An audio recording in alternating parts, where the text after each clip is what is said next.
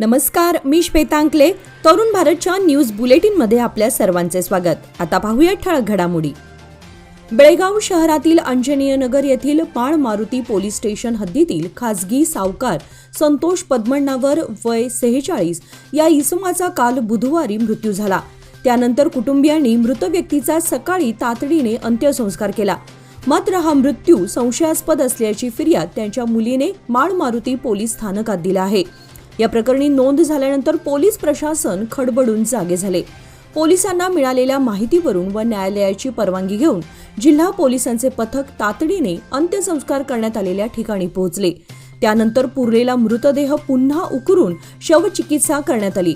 मात्र नेमक्या कोणत्या कारणामुळे ते दगावले याचा उलगडा अद्याप झाला नाही. यासाठी आवश्यक प्रक्रिया पूर्ण करण्यासाठी पोलीस आयुक्त यांच्या मार्गदर्शनाखाली तपास सुरू आहे. बेळगावचे जिल्हाधिकारी मोहम्मद रोशन यांनी काल प्रकल्प अंमलबजावणी एजन्सी तसेच बेळगाव स्मार्ट सिटी लिमिटेड व महापालिका अधिकाऱ्यांची बैठक घेऊन आवश्यक सूचना केल्या.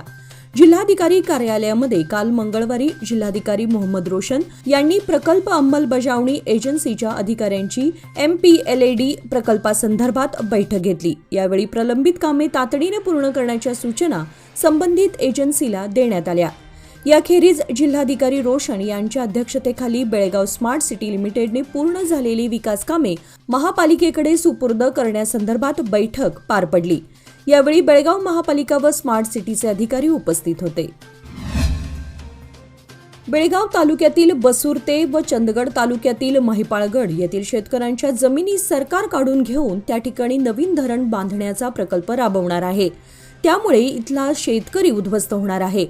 याला विरोध दर्शवण्यासाठी येथील स्थानिक शेतकरी जागा झाला असून आमच्या जमिनी प्रकल्पासाठी देणारच नाही असा ठाम निर्धार घेऊन आज बुधवारी जिल्हाधिकाऱ्यांना निवेदन देण्यात आले. बसुर्ते गावालगत यापूर्वीच एक धरण आहे. मात्र शासनाने पुन्हा याच भागात मोठ्या धरणाची निर्मिती करण्यासाठी शासकीय फंडातून या धरणाची उभारणी करण्यासाठी प्रयत्न चालवले आहेत. सदर निधीही मंजूर करण्यात आलाय. मात्र अनेक गोरगरीब शेतकऱ्यांची जमीन या धरणात गेली तर शेतकरी देशोधडीला लागण्याची वेळ येणार आहे, असे या धरणात शेती जाणाऱ्या शेतकऱ्यांचं म्हणणं आहे. गेली 67 वर्षे सुरू असलेल्या सीमा लढ्यामध्ये तसेच माय मराठी भाषेच्या संवर्धनासाठी बेळगाव सीमा भागातील मराठी पत्रकारांनी दिलेलं योगदान मोलाचं असल्याचं प्रतिपादन माजी महापौर आणि मध्यवर्ती महाराष्ट्र एकीकरण समितीचे सरचिटणीस मालोजी अष्टेकर यांनी बोलताना केले. महाराष्ट्र एकीकरण युवा समितीच्या वतीने मराठी भाषेला अभिजात भाषेचा दर्जा प्राप्त झाला. त्या निमित्ताने मराठी पत्रकारांचा सन्मान करण्यात आला. यावेळी आमच्या तरुण भारतच्या डिजिटल मीडियाच्या 2 प्रतिनिधी निलेश मोरे आणि विजय निंबाळकर यांचा सत्कार करण्यात आला. या कार्यक्रमाला मालोजी अष्टेकर यांच्यासह मध्यवर्ती समितीचे ज्येष्ठ नेते प्रकाश मरगाळे, रमाकांत कोंडुस्कर प्रमुख अतिथी म्हणून उपस्थित होते. यावेळी अध्यक्ष अंकुश केसरकर, कार्याध्यक्ष सचिन केळवेकर, उपाध्यक्ष वासू सामजी, राजू कदम, सिद्धार्थ चौगुले, सरचिटणीस श्रीकांत कदम, माजी उपमहापौर संजय शिंदे, माजी नगरसेवक प्रशांत भातखांडे, अमित देसाई यांच्यासह युवा समितीचे पदाधिकारी यावेळी बहुसंख्येने उपस्थित होते. केएलई शताब्दी चॅरिटेबल हॉस्पिटल येळ्ळूर रोड तर्फे आज बुधवार दिनांक 16 ऑक्टोबर रोजी जागतिक संधिवात आणि मूलद्रव्य दिवस साजरा करण्यात आला. प्रसंगी कारभार गल्ली, पिंपळकट्टा, वडगाव येथून येळ्ळूर रोड येथील केएलई इस्पितळापर्यंत भव्य पदयात्रा काढण्यात आली. दरम्यान संधिवात आणि कॅल्शियमच्या कमतरतेबद्दल जनजागृती करण्यात आली. या प्रसंगी प्रमुख पाहुणे म्हणून केएलई संस्थेचे director doctor HB Rajshekhar, KLE CC hospital आणि MRCचे डायरेक्टर डॉक्टर SC धारवाड, संधिवात विभाग प्रमुख doctor VG Murkibhavi, doctor Murugesh Kurani हे उपस्थित राहून मार्गदर्शन केले. तसेच हा कार्यक्रम यशस्वी करण्यासाठी doctor Amit Pingat, doctor Jagdish Surannavar, doctor CV Shettar, doctor Anandkumar Khatavi, doctor Shakib आदींसह इतर डॉक्टर्स आणि कर्मचारी वर्ग उपस्थित होते. काकतीवेस येथे धोकादायक असलेली झाडे आणि फांद्या हटवण्यात आल्या आहेत. वन खात्यातर्फे ही कार्यवाही करण्यात आली आहे. शहर आणि बाजारपेठेमध्ये धोकादायक झाडे आणि फांद्या आहेत. नागरिकांना आणि वाहतुकीला ती अडथळा ठरू लागली आहेत. अशी धोकादायक झाडे हटवावीत अशी मागणी नागरिकांनी केली होती. याची दखल घेत वन खात्याने झाडे हटवण्याचे काम हाती घेतले आहे. काकतीवेस रोडवर धोकादायक झाडे आणि फांद्याही तोडण्यात आल्या आहेत. त्यामुळे स्थानिक नागरिकांना दिलासा मिळालाय. वादळी पावसामुळे धोकादायक झाडांचा प्रश्न निर्माण होऊ लागला आहे. याची दखल घेत वन खात्याने धोकादायक झाडे हटवण्याची मोहीम सुरू केली आहे. राज्यातील 3 विधानसभा मतदारसंघाच्या पोटनिवडणुकीसाठी 13 नोव्हेंबर रोजी मतदान होणार आहे. सत्ताधारी काँग्रेस आणि एनडीए आघाडी यांच्यामध्ये चुरशीची लढत होणार आहे. 23 नोव्हेंबर रोजी निकाल जाहीर होईल. या निवडणुकीसाठी आजपासून आचारसंहिता लागू झाली आहे. केंद्रीय निवडणूक आयोगाचे मुख्य आयुक्त राजीव कुमार यांनी मंगळवारी रामनगर जिल्ह्यातील चन्नपट्टण, हावेरी जिल्ह्यातील शिग्गाव आणि बेळ्ळारीमधील संडूर या विधानसभा मतदारसंघाची तारीख जाहीर केली. 13 नोव्हेंबर रोजी 3 विधानसभा मतदारसंघांसाठी मतदान होईल. 23 नोव्हेंबर रोजी मतमोजणी होईल. सत्ताधारी काँग्रेस आणि एनडीएमध्ये चुरशीची लढत होण्याची शक्यता आहे.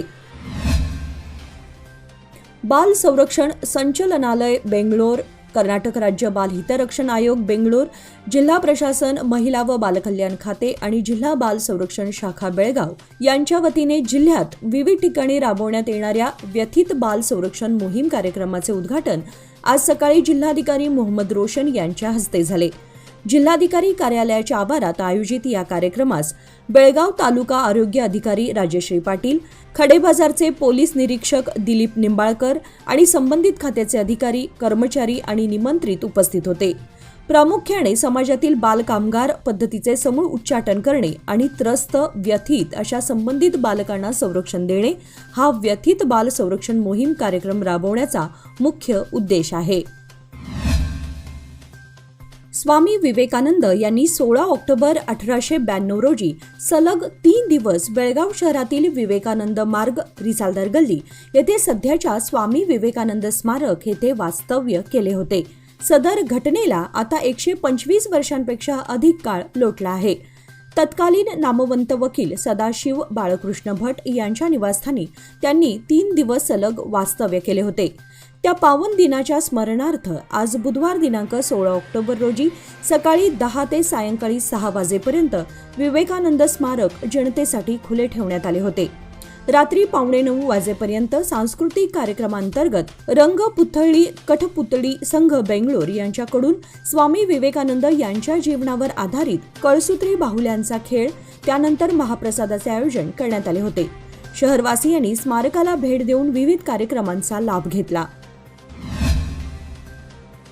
महाराष्ट्र एकीकरण समिती बेळगावच्या वतीने महाराष्ट्रातील राजकीय पक्षांच्या अध्यक्षांना पत्र पाठवून येत्या 20 नोव्हेंबर रोजी महाराष्ट्रात होणाऱ्या विधानसभेच्या निवडणुकीसाठी प्रत्येक पक्षाने आपल्या पक्षाच्या जाहीरनाम्यात सीमा प्रश्नासंबंधी आपापल्या पक्षाची भूमिका जाहीर करावी अशा प्रकारचे पत्र पाठवण्यात आलं आहे. या संदर्भात आज महाराष्ट्र एकीकरण समितीच्या शिष्टमंडळाने इस्लामपूर येथे माजी कृषी मंत्री शरद पवार आणि जयंत पाटील यांची भेट घेऊन त्यांना निवेदन सादर केले. याचप्रमाणे महाराष्ट्राचे मुख्यमंत्री एकनाथ शिंदे, उपमुख्यमंत्री देवेंद्र फडणवीस आणि अजित पवार, माजी मुख्यमंत्री उद्धव ठाकरे, काँग्रेसचे नाना पटोले यांनाही पत्रे पाठवण्यात आली आहेत. महाविकास आघाडीच्या नेते मंडळींशी आपण चर्चा करतो असे शरद पवार यांनी आश्वासन दिलं आहे. बेळगाव उत्तरचे आमदार आसिफ सेठ यांनी बुधवारी मध्यवर्ती बस स्थानक परिसरातील समस्यांचा आढावा घेतला. त्याचबरोबर बस स्थानकातील रिक्षा स्टँडला भेट देऊन तेथील रिक्षा चालकांशी संवाद साधला. बस स्थानक परिसरामध्ये स्वच्छता राखण्याबरोबरच इतर सोयी सुविधा पुरवण्याच्या सूचना त्यांनी केल्या. रिक्षा स्टँड असोसिएशनच्या वतीने आपल्याला येणाऱ्या समस्या आमदारांसमोर मांडल्या. रिक्षा उभ्या करण्यावरून पोलीस आणि रिक्षावाल्यांमध्ये होणाऱ्या वादाबाबतही चर्चा करण्यात आली. यावेळी पोलीस, रहदारी पोलीस, महानगरपालिका तसेच इतर विभागांचे अधिकारी उपस्थित होते.